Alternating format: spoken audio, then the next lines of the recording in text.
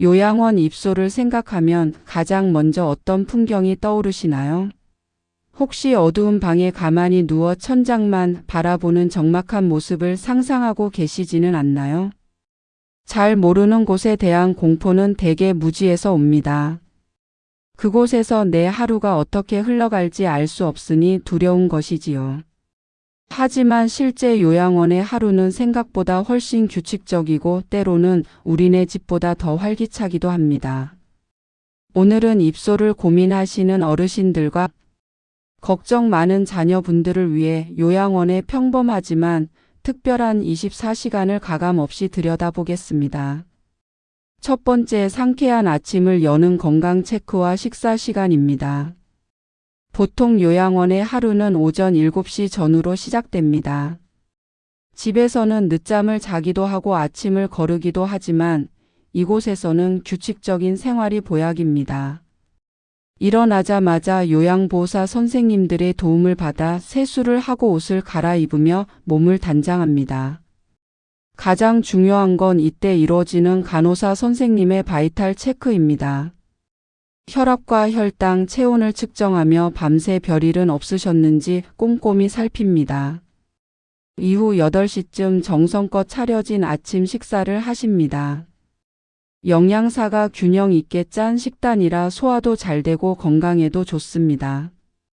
식사 후에는 잊지 않도록 약 복용까지 확실히 도와드리니 약 챙겨 먹는 걸 깜빡할 걱정이 전혀 없습니다. 두 번째, 몸과 마음을 깨우는 오전 프로그램 시간입니다. 식사 후 잠시 휴식을 취한 뒤 오전 10시쯤이 되면 본격적인 활동이 시작됩니다. 가만히 계시게 두지 않습니다. 물리치료실에서 재활 운동을 하거나 거실에 모여 앉아 가벼운 실내 체조를 합니다. 때로는 외부 강사님이 오셔서 노래 교실을 열기도 하고 인지 활동을 위해 색칠 공부나 만들기를 하기도 합니다. 혼자 있으면 적막하겠지만 이곳에서는 옆자리 친구와 두런두런 이야기도 나누고 함께 웃으며 활동하다 보면 오전 시간이 금방 지나갑니다. 이 시간의 웃음소리가 어르신들의 뇌를 젊게 만드는 최고의 보약이 됩니다. 세 번째, 꿀맛 같은 점심 식사와 평온한 오후의 휴식입니다. 활발하게 움직였으니 이제 배를 채울 시간입니다. 12시쯤 맛있는 점심을 드시고 나면 오후 1시부터 2시까지는 달콤한 오수 시간, 즉 낮잠 시간입니다. 무리한 활동은 오히려 독이 되기에 오후의 짧은 휴식은 기력을 보충하는 데 아주 중요합니다. 낮잠을 주무시지 않는 분들은 TV를 보거나 개인적인 시간을 갖기도 합니다. 오후 2시가 넘으면 맛있는 간식이 제공됩니다. 제철 과일이나 따뜻한 떡, 두유 같은 간식을 드시며 오후에 에너지를 충전합니다. 네 번째, 지루할 틈 없는 오후 프로그램과 면회 시간입니다. 오후에도 다양한 활동이 이어집니다. 원예 활동으로 꽃을 심기도 하고 전래 동화를 들으며 옛 추억에 잠기기도 합니다. 요양원의 오후는 생각보다 분주합니다. 또한 이 시간대는 가족들의 면회가 가장 활발한 시간이기도 합니다. 요즘은 영상통화도 수시로 연결해 드리니 비록 몸은 떨어져 있어도 자식들과 손주들의 얼굴을 보며 오늘의 일상을 자랑하는 즐거움이 있습니다. 오늘 점심은 뭐가 맛있었다. 만들기 시간에 내가 제일 잘했다며 소소한 자랑을 늘어놓다 보면 외로움이 들어설 틈이 없습니다. 다섯 번째, 안락한 저녁과 평온한 밤입니다. 오후 5시 반에서 6시 사이 조금 이른 저녁 식사를 합니다. 잠자리에 들기 전 소화를 돕기 위해서이지요. 식사 후에는 가벼운 산책을 하거나 개인 정비를 합니다. 요양보호사 선생님들이 어르신 한 분 한 분 세심하게 씻겨드리고 편안한 잠옷으로 갈아입혀 드립니다. 밤 9시쯤 소등을 하고 잠자리에 드시게 되는데 여기서 집과 가장 큰 차이점이 있습니다. 바로 야간 당직입니다. 어르신들이 주무시는 동안에도 요양보호사와 간호 인력은 24시간 깨어 있습니다. 밤중에 화장실에 가고 싶거나 갑자기 몸이 불편해지면 머리맡에 호출벨만 누르면 됩니다. 누군가 나를 지켜주고 있다는 안도감 속에 깊은 잠에 드실 수 있는 것이지요. 여러분, 요양원의 하루는 이처럼 규칙과 보살핌으로 가득 차 있습니다. 집에서 혼자 계실 때 겪어야 했던 끼니 걱정, 약 챙길 걱정, 낙상에 대한 불안함이 이곳에서는 모두 시스템으로 해결됩니다. 물론 내 집 같은 자유로움은 조금 덜할 수 있겠지만 대신 전문가들의 세심한 손길과 또래 친구들과의 어울림이 그 자리를 채워줍니다. 요양원을 갇히는 곳으로 보지 마시고 나의 노후를 더 안전하고 체계적으로 관리받는 생활 공간으로 바라봐 주세요. 그곳의 시계는 멈춰 있는 것이 아니라 여러분의 건강을 위해 부지런히 움직이고 있습니다. 낯선 시작이 두려우신 마음 충분히 이해합니다. 하지만 막상 그 하루 속에 발을 들여놓으면 진작 올 걸 그랬다며 웃으시는 분들이 많다는 사실을 기억해 주세요. 여러분의 남은 인생이 불안이 아닌 안도감으로 채워지기를, 그리고 그곳에서의 하루하루가 평온한 축복이 되기를 진심으로 응원합니다. 감사합니다. 부모님을 요양원에 모시고 돌아오는 길, 그리고 그 이후에 걸려오는 부모님의 전화 한 통에 가슴이 찢어지는 경험을 해보셨을 겁니다. 여긴 감옥 같다. 나를 여기 버리고 너만 잘 살려느냐. 당장 집으로 데려가라며 우시는 부모님의 목소리를 들으면 자식의 마음은 칼로 베이는 듯한 통증을 느낍니다. 내가 정말 큰 잘못을 저지르고 있는 건 아닌지, 불효를 저지르는 건 아닌지 죄책감에 밤을 지새우지요. 하지만 여러분, 지금 부모님이 흘리시는 눈물은 자녀를 향한 미움이 아니라 낯선 환경에 대한 두려움과 상실감의 표현입니다. 오늘은 이 가슴 아픈 고비를 어떻게 대처해야 할지 함께 이야기 나눠보겠습니다. 첫 번째, 부모님의 감정을 논리가 아닌 공감으로 받아주세요. 부모님이 집에 가겠다고 하실 때 가장 많이 하시는 실수가 엄마, 집에는 돌볼 사람이 없잖아. 여기 계셔야 치료도 받고 안전해라며 상황을 설명하고 설득하려 드는 것입니다. 하지만 서운함과 두려움에 젖은 부모님 귀에는 그 어떤 합리적인 이유도 들리지 않습니다. 오히려 내 말은 안 듣고 자기 편한 소리만 한다며 더 서운해 하시지요. 이럴 때는 그저 마음을 알아주는 말이 우선입니다. 엄마, 많이 낯설고 외롭지? 내가 그 마음 몰라줘서 미안해. 나도 엄마 보고 싶어서 마음이 아파. 라고 먼저 다독여 주세요. 감정이 충분히 읽어질 때 비로소 이성적인 대화의 문이 열립니다. 두 번째, 333 법칙을 기억하며 기다려주세요. 새로운 환경에 적응하는 데는 반드시 시간이 필요합니다. 보통 입소 후 3일은 가장 고통스러운 저항의 시기이고 3주는 조금씩 시설의 규칙에 익숙해지는 시기이며 3개월은 그곳의 사람들과 관계를 맺고 안정을 찾는 시기입니다. 이 기간을 이전 스트레스 증후군이라고도 부르는데 누구나 겪는 자연스러운 과정입니다. 부모님이 우신다고 해서 바로 퇴소를 결정하거나 흔들리는 모습을 보이면 부모님의 적응 기간은 더 길어질 뿐입니다. 자녀가 단단하게 중심을 잡고 우리가 자주 올 거니까 조금만 힘내보자고 격려하며 시간을 견뎌내야 합니다. 세 번째, 집에 온기를 요양원으로 옮겨다 주세요. 부모님이 요양원을 낯설어하는 이유는 모든 것이 내 것이 아니기 때문입니다. 부모님이 집에서 늘 쓰시던 베개, 낡은 이불, 손때 묻은 가족 사진, 좋아하시던 라디오 같은 물건들을 방에 채워주세요. 익숙한 물건들이 주는 안도감은 생각보다 큽니다. 특히 자녀의 목소리가 담긴 녹음기나 가족들의 편지를 곁에 두시면 자녀가 보이지 않는 시간에도 부모님은 연결되어 있다는 느낌을 받으십니다.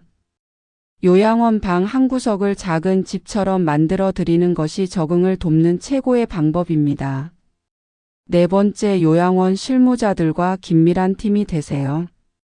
자녀가 없을 때 부모님이 어떻게 지내시는지 요양보호사나 사회복지사 선생님께 자주 여쭤보세요. 의외로 자식 앞에서는 울다가도 자식이 가고 나면 프로그램에 참여해 즐겁게 웃으시는 분들도 많습니다. 선생님들에게 부모님이 좋아하시는 음식, 성격, 평소 습관들을 자세히 알려주세요.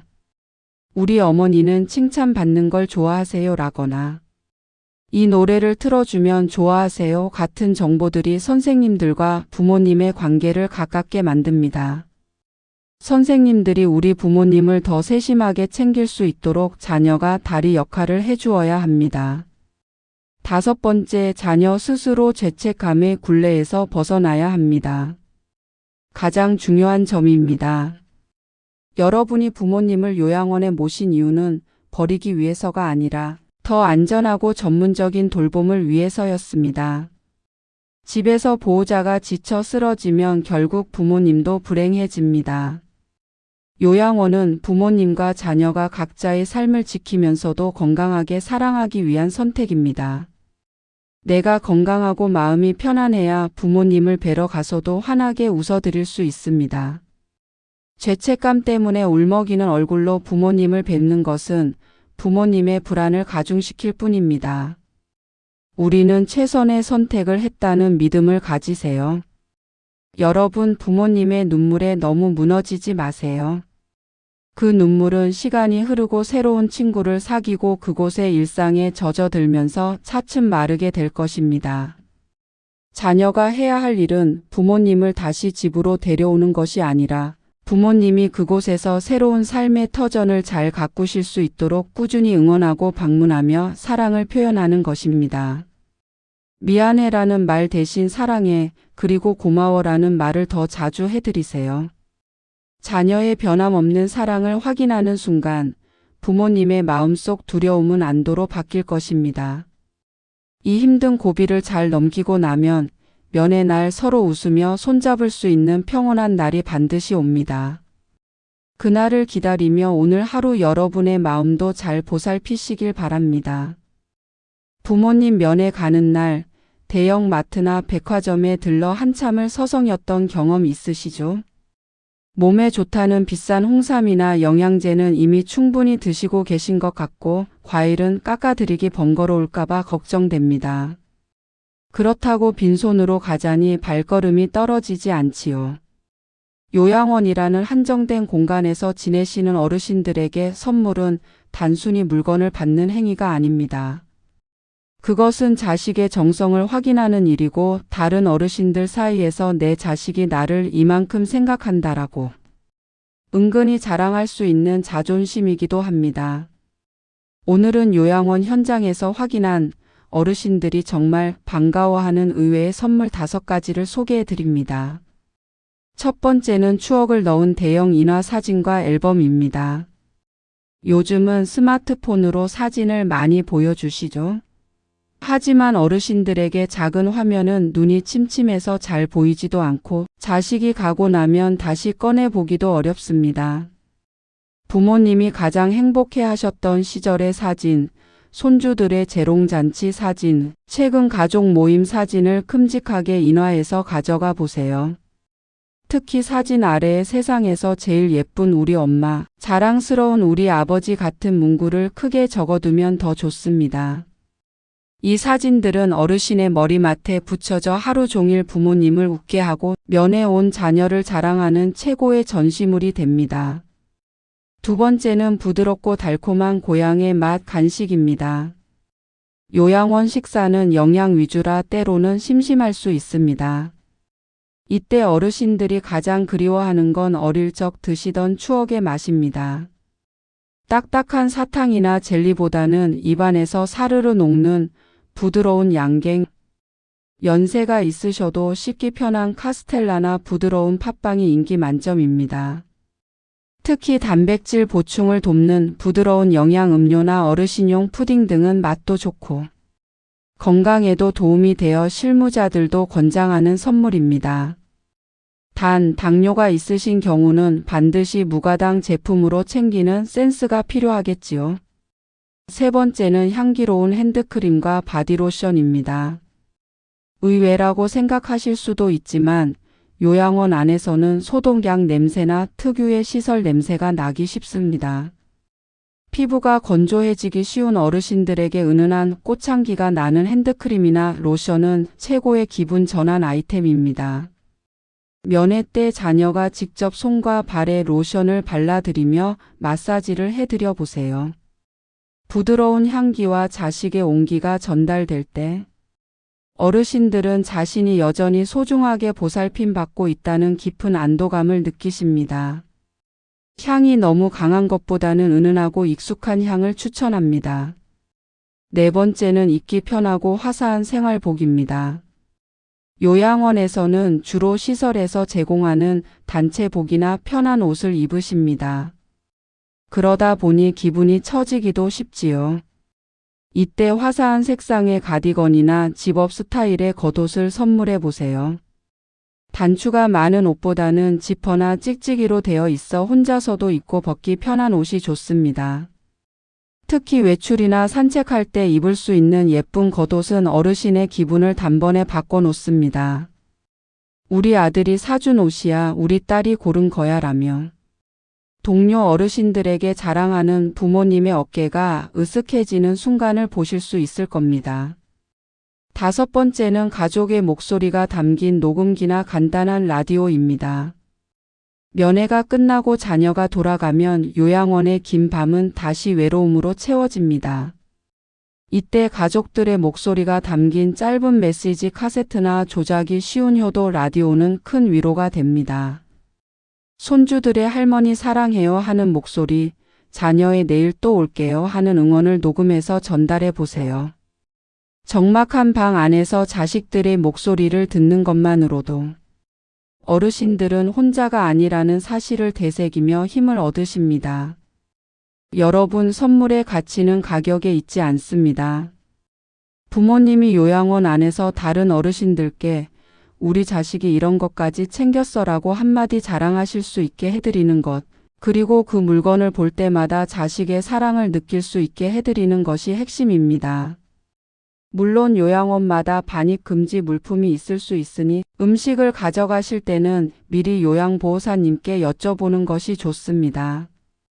이번 주말 면회 때는 부모님의 굳어있는 손을 부드럽게 녹여줄 핸드크림이나 옛 추억이 담긴 커다란 사진 한 장을 챙겨보시는 건 어떨까요? 그 작은 정성이 부모님의 하루를 온종일 축제로 만들어 드릴 것입니다. 여러분의 세심한 배려가 부모님의 노후를 더욱 빛나게 하기를, 그리고 면회 시간이 서로에게 더할 나위 없는 행복이 되기를 진심으로 응원합니다. 감사합니다. 요양원 입소를 앞두고 가장 많이 하시는 걱정이 가서 적응 못하시면 어떡하지? 일 겁니다. 실제로 똑같은 시설에 들어가도 어떤 분은 진작 올 걸 그랬다며 활기차게 지내시는 반면 어떤 분은 매일 눈물로 밤을 지새우며 집에 가겠다고 하십니다. 이것은 효심의 문제도 시설 등급의 문제도 아닙니다. 바로 사람의 성향 차이 때문입니다. 오늘은 요양원 생활이 체질에 잘 맞는 분들과 유독 힘들어 하시는 분들의 특징을 현실적으로 분석해 보겠습니다. 먼저 요양원 생활이 체질에 잘 맞는 분들의 특징입니다. 첫 번째는 외로움을 많이 타고 사람을 좋아하는 사교적인 분들입니다. 평소 집에서 혼자 밥 먹는 게 제일 싫고 TV만 보는 게 적막해서 견디기 힘들었던 분들에게 요양원은 의외의 즐거움을 줍니다. 문만 열면 또래 친구들이 있고 함께 모여 식사하며 수다를 떨 수 있기 때문이죠. 이런 분들은 공동체 생활에서 오는 에너지를 흡수하며 건강이 오히려 좋아지기도 합니다. 두 번째는 규칙적인 생활에서 안도감을 느끼는 분들입니다. 젊은 시절부터 정해진 시간에 일어나고 식사하며 계획적으로 살아오신 분들은 요양원의 시간표를 매우 편안해 하십니다. 누가 챙겨주지 않아도 때가 되면 밥이 나오고 운동 프로그램이 운영되는 환경이 오히려 삶의 질을 높여준다고 느끼시죠. 내가 신경 쓸 게 하나도 없어서 좋다고 말씀하시는 분들이 바로 이런 유형입니다.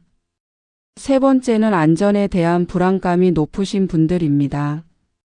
혼자 있다가 쓰러지면 어떡하나, 밤에 갑자기 아프면 누가 도와주나 하는 걱정 때문에 늘 불안해 하셨던 분들에게는 24시간 전문가가 상주하는 요양원이 최고의 안식처가 됩니다. 보호받고 있다는 느낌 자체가 심리적 안정을 주어 불안 증세가 사라지기도 합니다. 반대로 요양원 생활을 무척 힘들어 하시는 분들의 특징입니다. 첫 번째는 독립심이 강하고 간섭받는 것을 싫어하는 분들입니다. 평생 내 집에서 내 마음대로 살림을 꾸리고 내 방식대로 살아오신 분들에게 요양원의 규칙은 통제로 느껴집니다.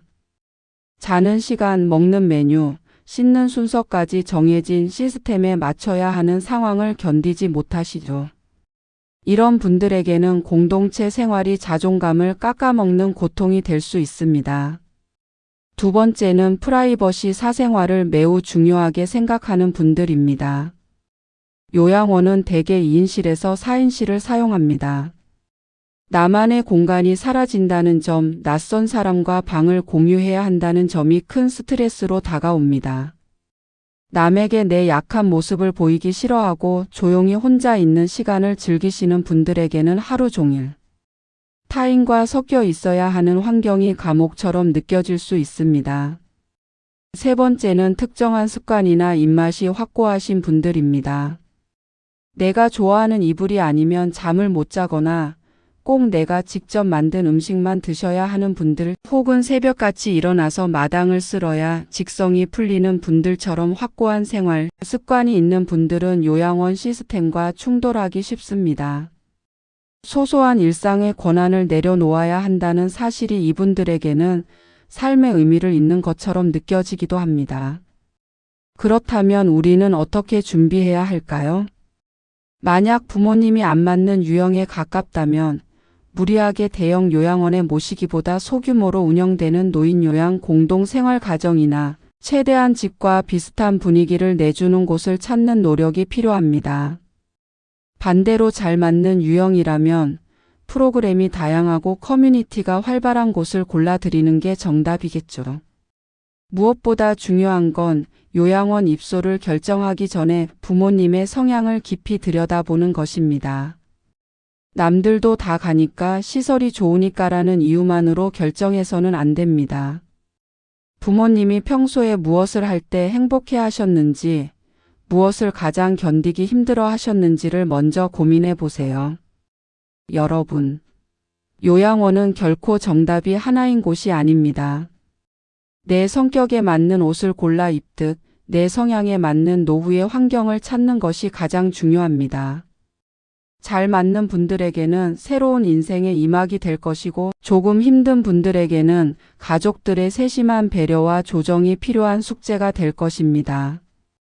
오늘 이 이야기를 통해 우리 부모님께 혹은 나 자신에게 가장 잘 어울리는 노후의 풍경은 어떤 모습일지 한 번쯤 깊이 생각해보는 계기가 되셨길 바랍니다.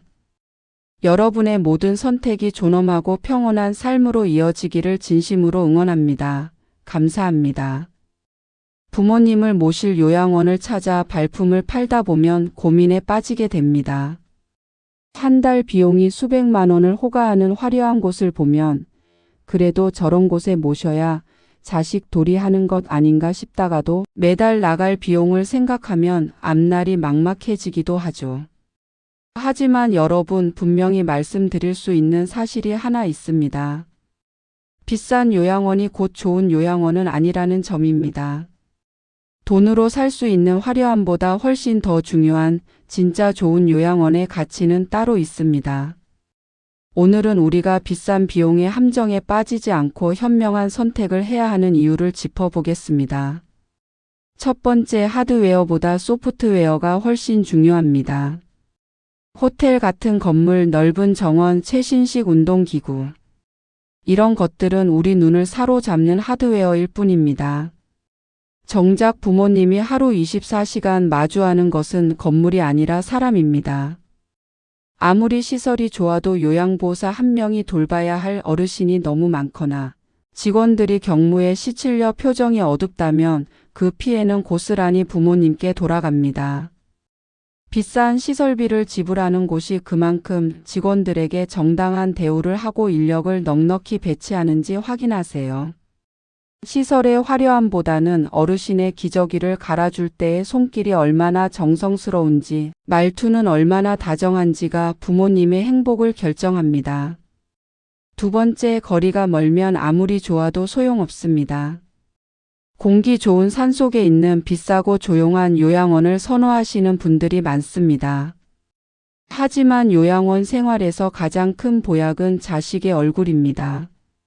아무리 시설이 좋아도 자녀가 한 달에 한 번 올까 말까 한 곳보다는 시설은 조금 평범하더라도 자녀가 퇴근길에 들를 수 있고 주말마다 손주들을 데리고 갈 수 있는 가까운 곳이 부모님께는 100배 낫습니다. 자주 찾아뵙는 자녀가 있는 어르신은 시설에서도 한 번 더 신경을 쓰게 마련입니다. 최고의 요양원은 자식이 자주 들여다볼 수 있는 곳이라는 사실을 잊지 마세요. 세 번째, 비용의 거품이 어디에 있는지 따져보세요. 보통 요양원 비용은 국가지원금 외에 본인이 부담하는 식비나 상급 침실 이용료 등으로 차이가 납니다. 1인실이나 2인실을 쓰면서 발생하는 추가 비용이 정말 부모님께 필요한 것인지 생각해 보세요. 어떤 어르신들은 오히려 4인실에서 또래들과 부대끼며 지내는 것을 덜 외로워하십니다. 비싼 유기농 식단이라고 홍보하지만 실제로는 부모님이 씹고 삼키기 힘든 메뉴라면 그것 또한 낭비입니다. 부모님의 건강 상태와 성향에 꼭 필요한 서비스에 집중된 곳인지를 살펴야지 겉으로 보이는 프리미엄 수식어에 현혹될 필요가 없습니다. 네 번째, 의료 접근성은 돈으로만 해결되지 않습니다. 비싼 요양원이라고 해서 반드시 의료진이 더 뛰어난 것은 아닙니다.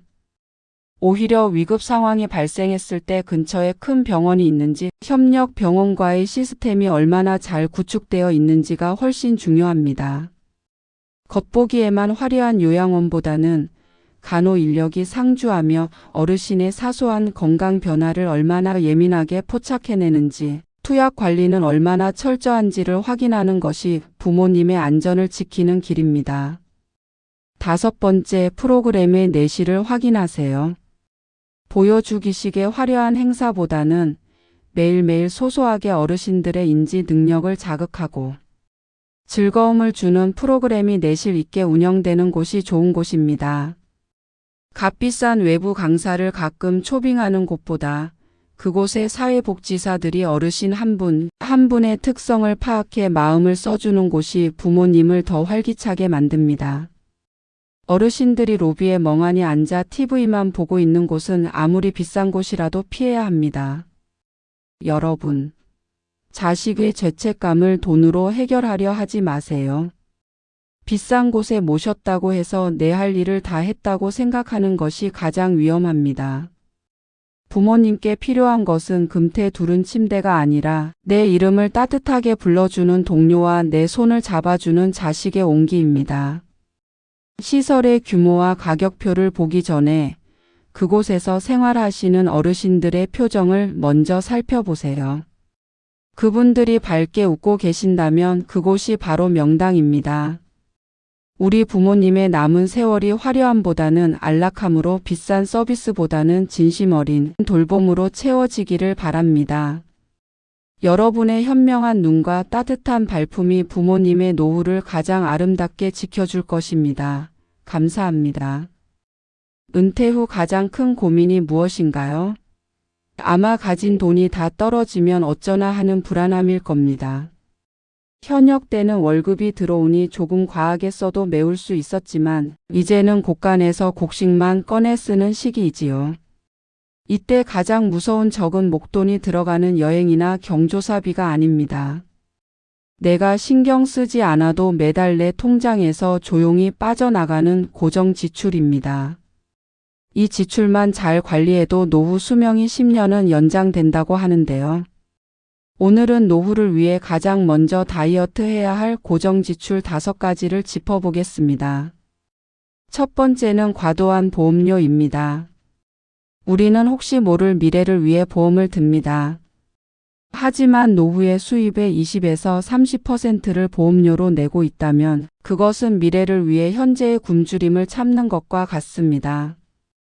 특히 젊었을 때 들었던 종신보험이나 중복된 실비보험, 이제는 확률이 낮은 특약들을 과감히 정리해야 합니다. 이제는 보장보다 현금 흐름이 더 중요한 시기입니다. 전문가의 상담을 받아 보장을 꼭 필요한 수준으로 줄이거나 최악 환급금을 연금으로 전환하는 방법을 고민해 보세요.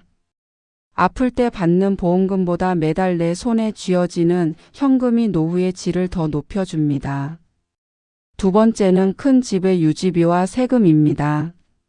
자녀들이 다 독립했는데도 여전히 30평대, 40평대 아파트에 살고 계시지는 않나요? 큰 집은 그 자체로 돈 먹는 하마입니다.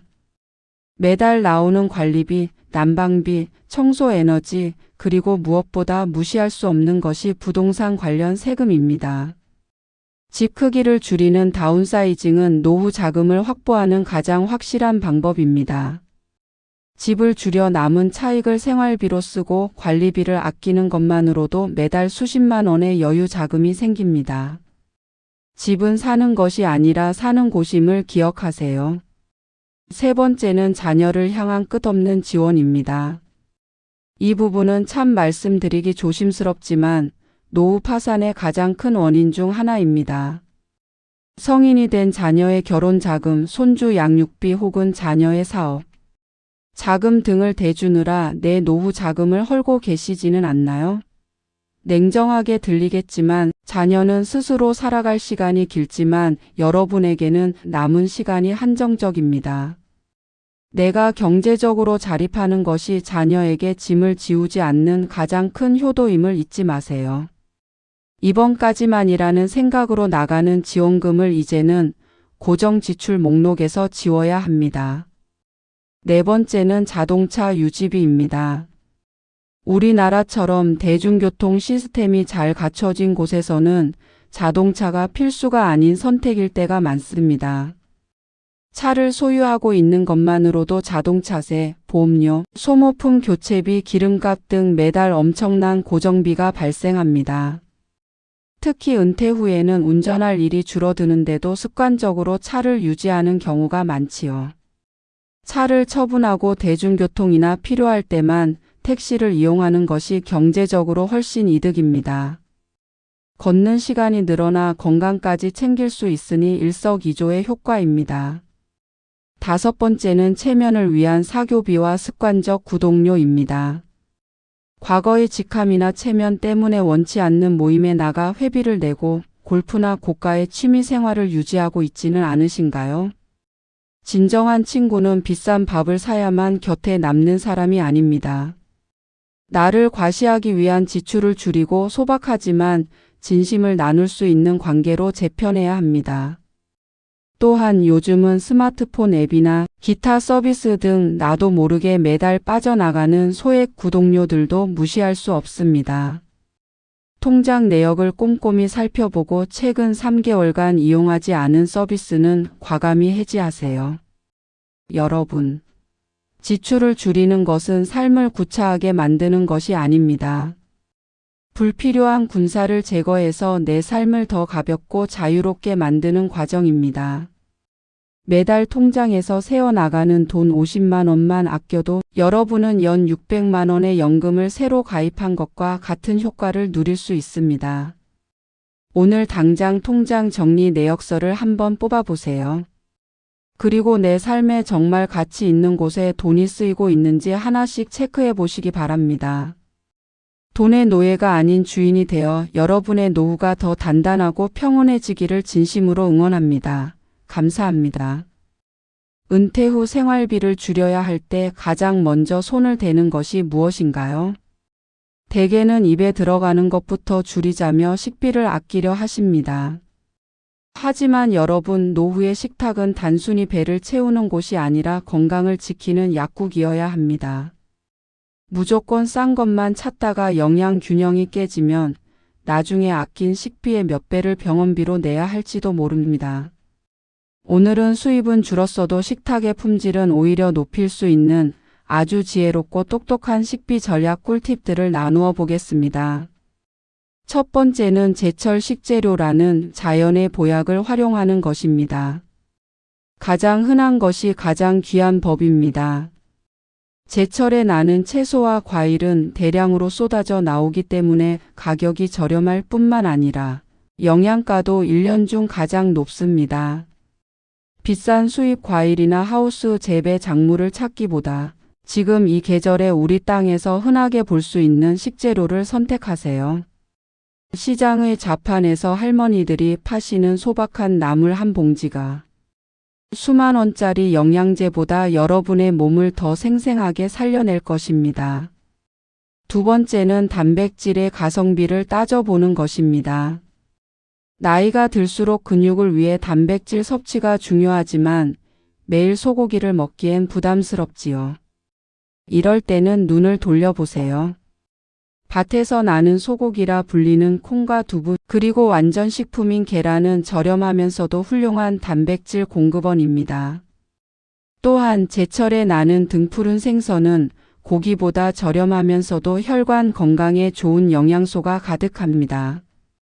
고가의 고기 요리 대신 두부조림, 계란찜, 생선구이 위주로 식단을 구성하면 식비는 절반으로 줄어들고 건강 점수는 2배로 올라갑니다.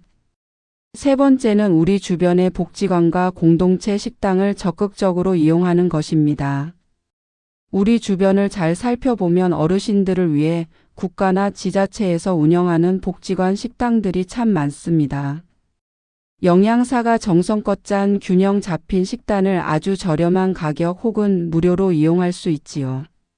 남 부끄럽게 어떻게 그런 데를 가나라고 생각하지 마세요.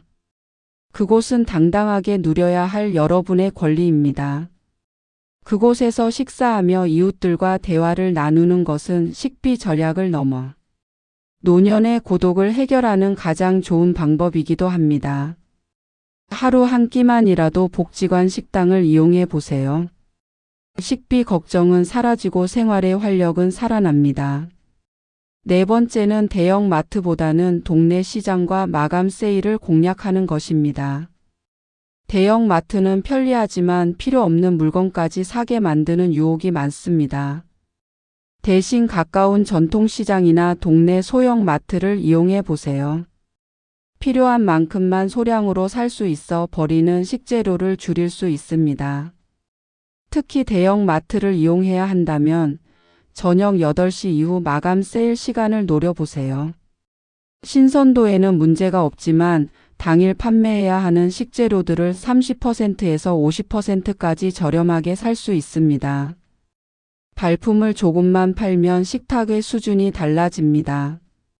다섯 번째는 냉장고 파먹기로 식재료 낭비를 제로로 만드는 것입니다. 우리가 버리는 음식물 쓰레기만 줄여도 식비의 20%는 아낄 수 있다고 합니다. 일주일에 하루는 냉장고 청소하는 날로 정해보세요. 냉장고 깊숙이 박혀 있던 자투리 채소로 볶음밥을 만들거나 남은 나물들을 모아 비빔밥을 해 먹는 것이지요.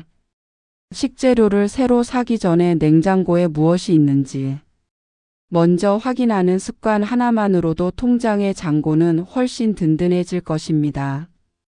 마지막으로 소박하지만 정갈한 상차림의 마음가짐을 가져보세요. 가짓수만 많은 화려한 밥상보다 갓 지은 따뜻한 밥에 정성이 담긴 밑반찬 몇 가지만으로도 우리는 충분히 행복할 수 있습니다. 내가 나를 위해 정성껏 음식을 준비하고 천천히 음미하며 식사하는 그 시간 자체가 노후의 가장 큰 사치이자 품격입니다. 여러분, 식비를 아끼는 것은 가난해지는 과정이 아니라 삶의 거품을 걷어내고 본질에 집중하는 과정입니다. 오늘 알려드린 팁들을 하나씩 실천해보며 가벼워진 지갑으로도 충분히 건강하고 풍성한 식탁을 누리시길 바랍니다. 잘 먹어야 잘 살 수 있습니다. 여러분의 매일매일이 건강한 맛과 향기로 가득하기를 진심으로 응원합니다. 감사합니다. 60대에 들어서면 몸의 신호가 예전 같지 않음을 느낍니다. 어제는 무릎이 아프더니 오늘은 허리가 말썽이네 하며 병원 문턱을 넘나들기 시작하죠. 그런데 이때부터 진짜 무서운 건 통증보다 병원비입니다. 꼬박꼬박 나오는 연금과 애써 모은 생활비가 약값으로 검사비로 쑥쑥 빠져나가는 걸 보면 마음이 덜컥 내려앉습니다. 이러다 병원비로 노후 자금 다 쓰는 거 아닐까 하는 불안함이 밀려오지요. 오늘은 병원비 때문에 삶의 질이 무너지지 않도록 우리가 꼭 챙겨야 할 실질적인 방패들을 소개해 드립니다. 첫 번째, 본인 부담 상한제라는 든든한 보험을 기억하세요. 이것은 우리가 내는 건강보험료 수준에 따라 1년 동안 개인이 부담하는 병원비가 일정 금액을 넘으면 그 초과분을 국가가 다시 돌려주는 제도입니다. 예를 들어 내가 1년에 낸 병원비가 내 소득 수준에 따른 상한액을 넘었다면 그 돈을 다시 환급받을 수 있습니다. 큰 수술을 하거나 장기 입원을 할 때 이 제도를 알면 집 팔아 병원비 된다는 말이 옛말이 됩니다. 내가 대상자인지 내 상한액은 얼마인지 미리 확인해 두는 것만으로도 막연한 병원비 공포에서 절반은 벗어날 수 있습니다. 두 번째, 산정특례 제도를 적극 활용하세요. 암, 뇌혈관 질환, 심장 질환 같은 중증 질환이나 희귀난치성 질환으로 진단받으면 병원비의 5%에서 10%만 본인이 부담하면 되는 제도입니다. 갑작스러운 큰 병 소식에 하늘이 무너지는 것 같겠지만 이 제도를 통해 의료비 부담을 획기적으로 낮출 수 있습니다. 병원에서 진단받을 때 반드시 이 제도가 적용되는지 확인하고 신청을 도와달라고 하세요. 국가가 가장 위급한 순간에 여러분의 곁을 지켜주는 가장 강력한 안전망입니다. 세 번째, 비싼 영양제보다는 처방약과 보건소를 믿으세요. 불안한 마음에 홈쇼핑에서 파는 비싼 건강기능식품에 수십만 원씩 쓰시는 분들이 많습니다. 하지만 노후의 식비와 병원비를 아끼는 가장 좋은 방법은 정확한 진단에 따른 처방약을 꾸준히 드시는 것입니다. 검증되지 않은 영양제 여러 알보다 의사가 처방해준 혈압약, 당뇨약 한 알이 훨씬 저렴하고 효과적입니다. 또한 가까운 보건소를 내 집처럼 드나드세요. 치매 검사, 각종 예방접종, 만성질환 관리 서비스를 거의 무료로 받을 수 있습니다. 보건소만 잘 활용해도 웬만한 정기검진 비용을 크게 아낄 수 있습니다. 네 번째, 의료 쇼핑을 멈추고 단골 병원을 만드세요. 이 병원 저 병원 다니며 똑같은 검사를 반복하는 것은 돈 낭비일 뿐만 아니라 몸에도 무리가 갑니다. 내 병력을 잘 알고 있는 단골 의사, 이른바 주치의가 있는 동네 의원을 정해두세요. 큰 병원에 갈 일이 생겨도 단골 의사의 소견서를 받아가면 중복 검사를 피할 수 있고 진료비도 절감할 수 있습니다. 나를 잘 아는 의사 한 명이 10명의 유명한 교수보다 여러분의 노후 건강과 지갑을 더 잘 지켜줍니다. 다섯 번째, 포괄간호간병 통합 서비스를 이용하세요. 입원을 하게 되면 병원비보다 무서운 게 간병비입니다. 하루 10만 원이 넘는 간병비를 감당하다 보면 생활비는 순식간에 바닥나고 자식들에게도 큰 짐이 됩니다. 이때 간병인 없이 병원의 간호 인력이 24시간 돌봐주는 통합 서비스 병동을 선택하세요. 건강보험이 적용되기 때문에 개인 간병인을 쓰는 것보다 훨씬 저렴하고 전문적인 케어를 받을 수 있습니다. 입원 전 해당 병원에 이 서비스가 있는지 반드시 확인하는 습관을 가져야 합니다. 여러분, 건강을 지키는 것만큼이나 중요한 것이 건강을 지키는 비용을 관리하는 것입니다. 정보가 없으면 병원비는 재앙이 되지만 제대로 알면 국가가 마련해둔 촘촘한 그물망 안에서 안심하고 치료받을 수 있습니다. 돈 없으면 죽어야지라는 서글픈 농담은 이제 그만하세요. 우리가 낸 소중한 세금과 보험료가 여러분의 노후를 지키기 위해 기다리고 있습니다. 몸이 조금이라도 이상하다면 비용 걱정 때문에 참지 말고 오늘 알려드린 제도들을 믿고 병원을 찾으세요. 건강해야 돈도 벌고 건강해야 아낀 돈으로 즐거운 노후를 보낼 수 있습니다. 여러분의 몸도 통장도 모두 건강한 60대가 되시기를 진심으로 응원합니다. 감사합니다. 최근 들어 하루 걷는 거리가 눈에 띄게 줄어든 것을 보며 이제 나도 다 됐나 보네 하고 한숨 쉬시는 분들이 많습니다. 스마트폰 만보기에 찍힌 숫자가 예전의 절반도 안 될 때 그 숫자는 단순히 활동량의 감소가 아니라 내 삶의 활력이 줄어들고 있다는 신호처럼 느껴져 마음이 무겁습니다. 이러다 나중에는 화장실 가는 것도 힘들어지면 어쩌지? 하는 막연한 공포가 밀려오기도 하지요. 하지만 여러분, 걷는 거리가 줄어드는 건 노화의 자연스러운 과정이 아니라 우리 몸이 관리 방식을 바꿔달라고 보내는 긴급한 구조 요청입니다. 오늘은 막연한 위로 대신 여러분의 발걸음에 다시 힘을 실어줄 구체적이고 실질적인 방법들을 함께 나누어 보겠습니다. 첫 번째, 만보의 강박을 버리고 500보의 법칙부터 시작하세요. 많은 분이 운동을 결심하면 무조건 만보는 걸어야지라며 큰 목표를 세웁니다.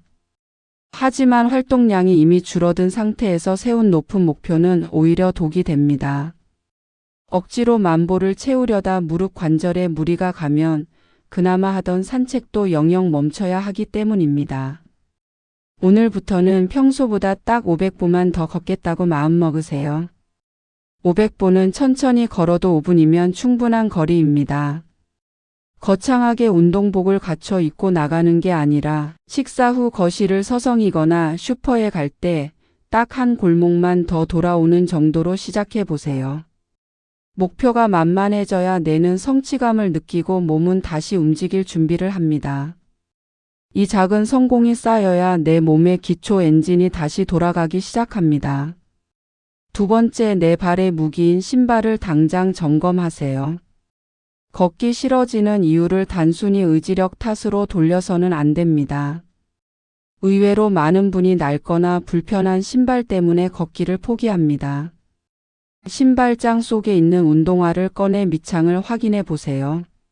한쪽이 유독 닳아 있거나 쿠션이 딱딱하게 굳어 있다면 그 신발은 이미 여러분의 무릎과 허리를 공격하는 흉기나 다름없습니다. 통증이 느껴지면 우리 뇌는 본능적으로 걷기를 거부하게 됩니다. 비싼 영양제 한 통보다 나를 위해 더 시급하게 투자해야 할 것은 내 발등을 포근하게 감싸주고 충격을 흡수해주는 좋은 운동화입니다. 발등을 잘 잡아주는 끈 있는 운동화를 고르시고 발의 아치를 받쳐주는 기능성 깔창을 꼭 활용하세요.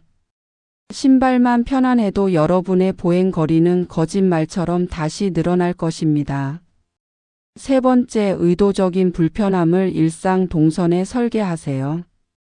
일부러 시간을 내서 운동장을 도는 건 큰 결심이 필요하지만 내 하루 동선을 수정하는 건 훨씬 쉽습니다. 걷기를 운동이 아니라 생활로 만들어야 합니다. 대중교통을 이용하실 때 목적지보다 딱 한 정거장만 먼저 내려서 천천히 걸어보세요. 아파트 엘리베이터 앞에서 하염없이 기다리기보다 1층이나 2층 정도는 계단으로 올라가는 습관을 들이는 겁니다.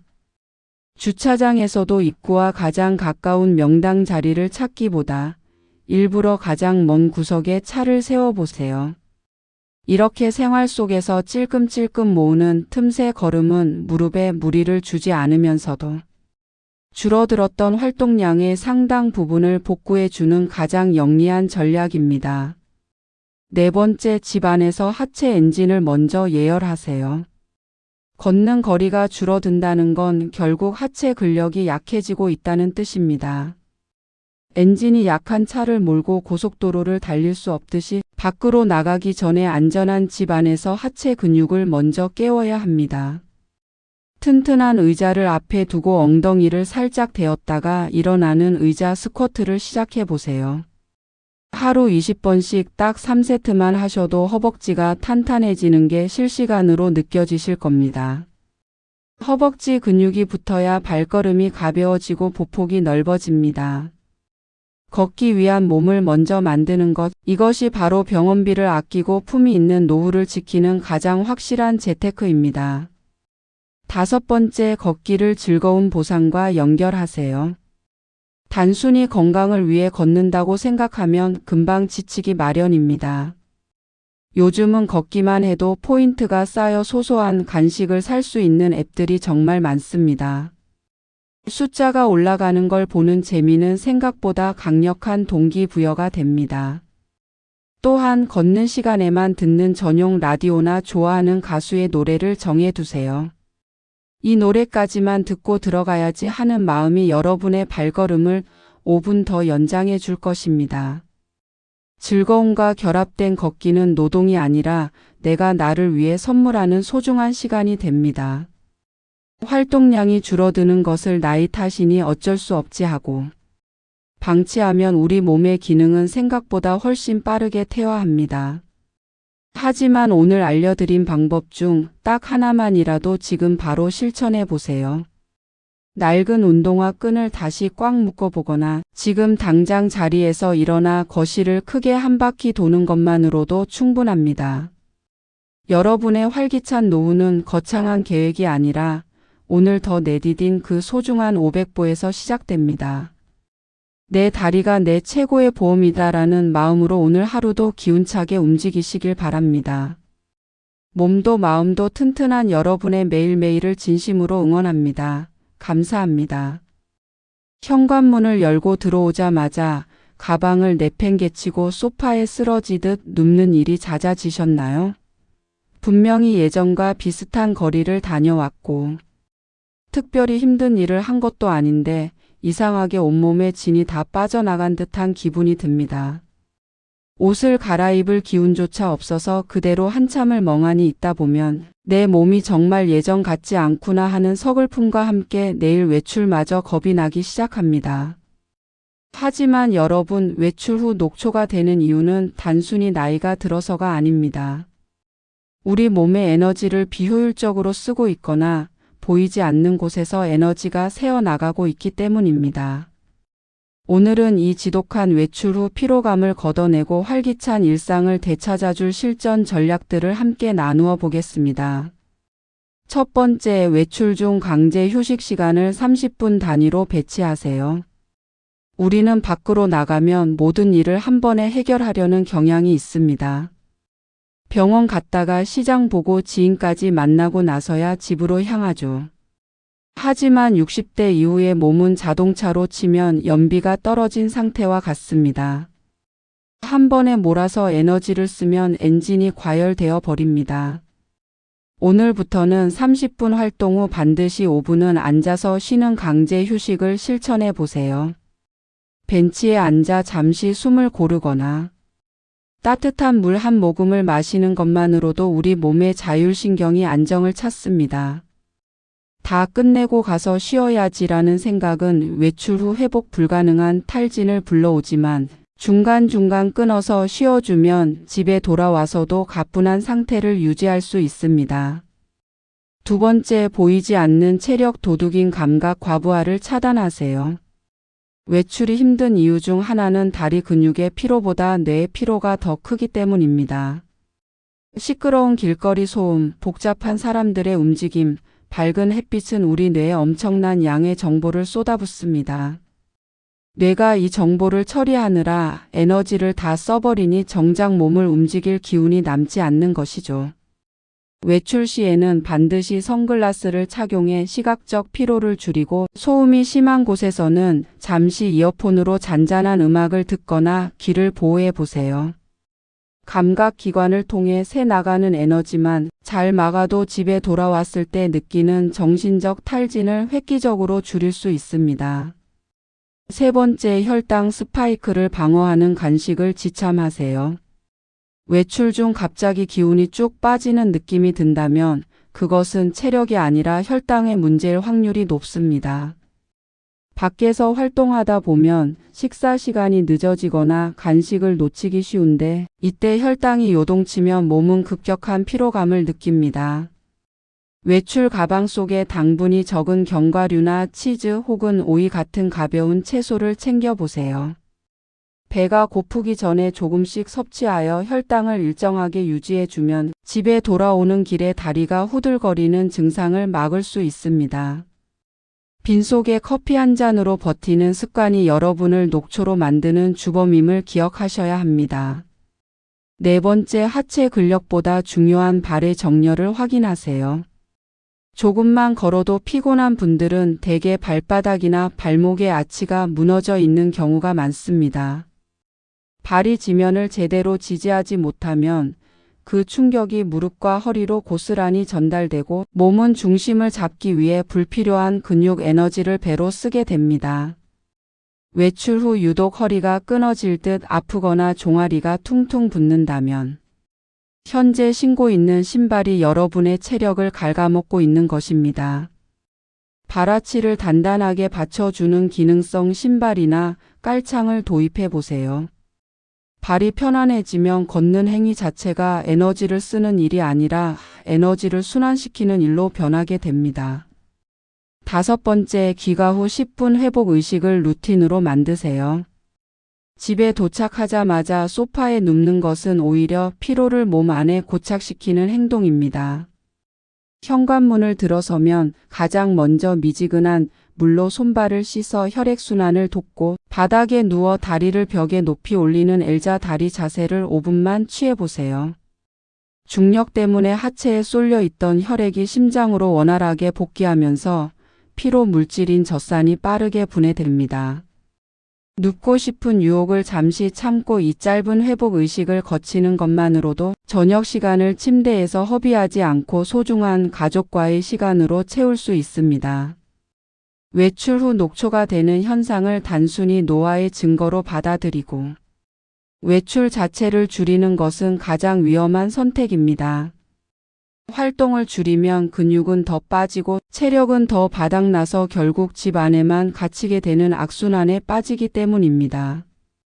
오늘 알려드린 방법들은 내 몸의 연비를 개선하고 새나가는 에너지를 붙잡는 가장 확실한 수리법입니다. 여러분의 외출은 세상을 만나는 통로이자 삶의 즐거움이어야 합니다. 오늘 참 즐거웠다는 기분 좋은 미소를 지으며 현관문을 열 수 있도록 오늘부터 내 몸의 에너지 사용 설명서를 다시 작성해 보세요. 지치지 않는 발걸음이 여러분의 품격 있는 노후를 완성할 것입니다. 여러분의 활기찬 외출과 평온한 저녁을 진심으로 응원합니다. 감사합니다. 함께 산을 오르고 차를 마시며 평생을 함께할 것 같던 친구가 요양원에 들어갔다는 전화를 받으면 가슴 한구석이 뻥 뚫린 듯한 상실감이 밀려옵니다. 이제 마음대로 얼굴 보기도 힘들겠구나 하는 아쉬움과 함께 왠지 모를 죄책감마저 느껴지기도 하지요. 하지만 여러분, 친구의 요양원 입소는 인연의 마침표가 아니라 인연의 형태가 바뀌는 과정일 뿐입니다. 우리가 이 소식을 어떻게 받아들이고 대처하느냐에 따라 그 우정은 이전보다 더 깊고 단단해질 수도 있습니다. 오늘은 갑작스러운 소식 앞에 흔들리는 마음을 다잡고 친구에게 가장 힘이 되는 존재가 되어주는 실전 마음가짐들을 함께 나누어 보겠습니다. 첫 번째, 친구의 선택을 불행이 아닌 안전한 전환으로 인정하세요. 우리는 흔히 요양원을 인생의 막다른 길로 오해하곤 합니다. 그래서 친구가 그곳에 갔다는 말을 들으면 마치 큰 불행이라도 닥친 듯 안쓰러워하며 눈물부터 보이기 쉽지요. 하지만 친구와 그 가족에게 요양원은 더 전문적인 케어를 받고 사고의 위험으로부터 벗어나기 위한 최선의 선택이었을 것입니다.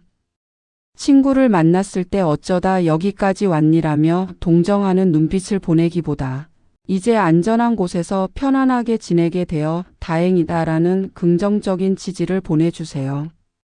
여러분의 밝은 태도가 친구가 새로운 환경에 적응하는 데 가장 큰 용기가 됩니다. 두 번째, 면회 예절을 지키며 꾸준한 연결고리를 유지하세요. 소식을 듣자마자 달려가고 싶은 마음은 이해하지만 입소 초기에는 친구가 시설에 적응하는 시간이 필요합니다.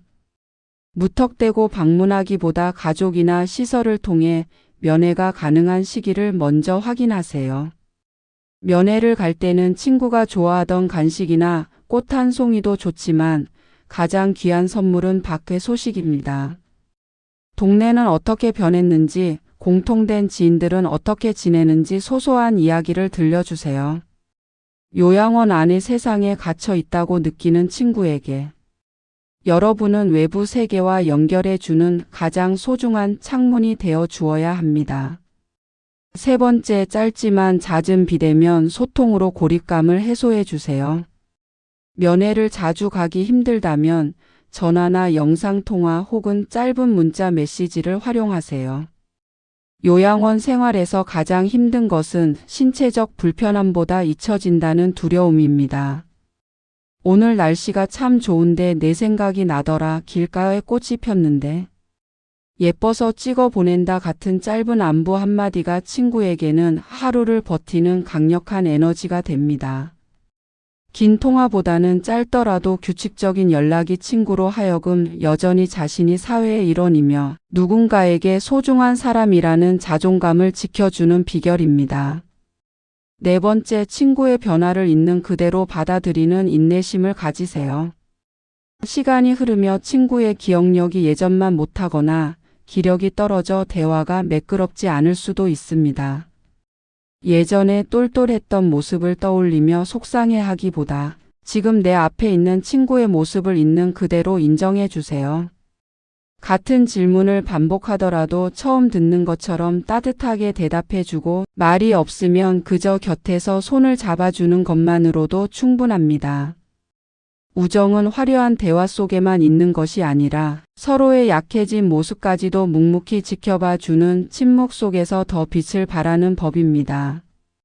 다섯 번째, 내 마음속에 피어오르는 막연한 두려움을 직시하고 관리하세요.